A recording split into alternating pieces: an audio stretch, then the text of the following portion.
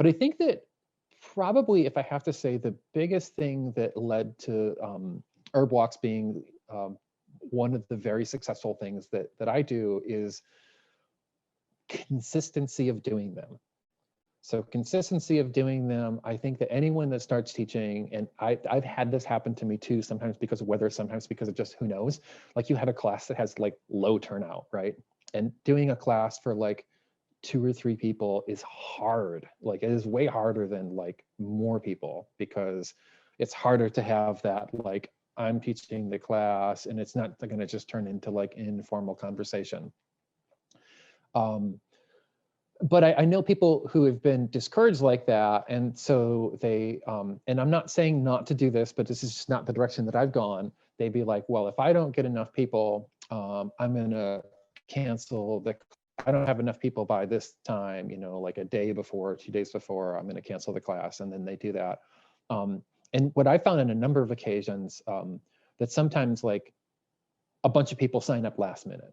And that's actually become probably more common as people have more options and more distractions and the ability to like sign up on their phone as they're driving out to your class. And I think what happens, and I don't want to say that it's bad to cancel a class because there's not good turnout, because I totally get why someone would do that. But I think what happens is that it can tell people that the next time they're thinking about signing up for your class, like, well, I don't know if this is a sure thing. Like I allotted my Saturday, you know, last month to do this, and then it got canceled. Am I going to like make plans this Saturday and it might get canceled again?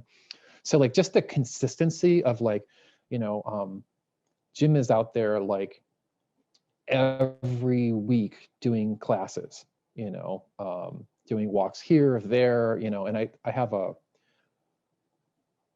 few areas that I teach regularly, but when I try to do the shorter classes, I might do them like in the morning or the afternoon, or sometimes in the evenings, and I'll move around throughout Southeast and mid-Michigan, you know, wherever it's relatively easy for me to drive out to cover places, because I realize that for a shorter class or on a weeknight or on an afternoon, it might be harder for people to like drive a long distance, right?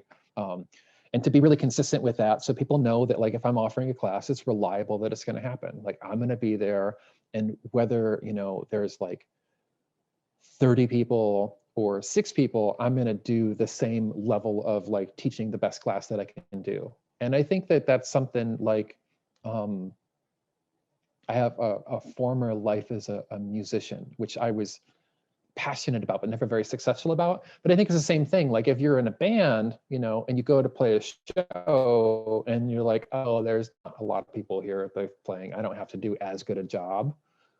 You know, the people at the show aren't going to come back and they're not going to tell other people about it. Or if they do, it's not going to be super positive. If every time that you go and you do your teaching, you're like, I am always going to do like the best that I can, regardless of the circumstances, regardless of like my mood or how my day was prior to the class.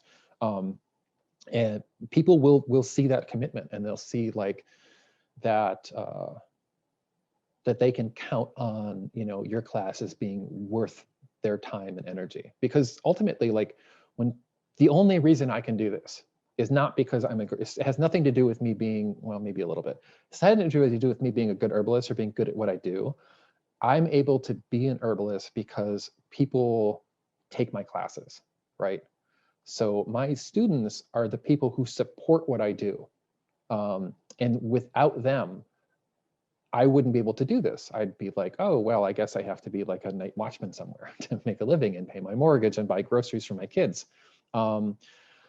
So it's really important to like, you know, always be thinking about the fact that, you know, the people that you teach for are the people who are supporting you and allowing you to do what you do. And also, again, you know, teaching you. And it's another example of an interdependent relationship.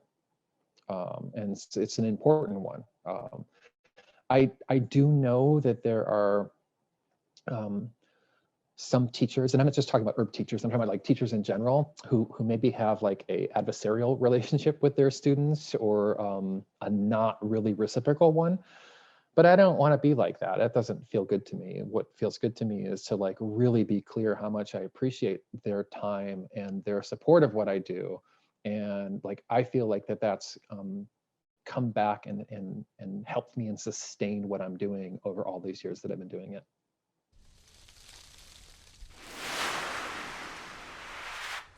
Thank you so much for joining us today for this little snippet from the Herbal Entrepreneur Conference.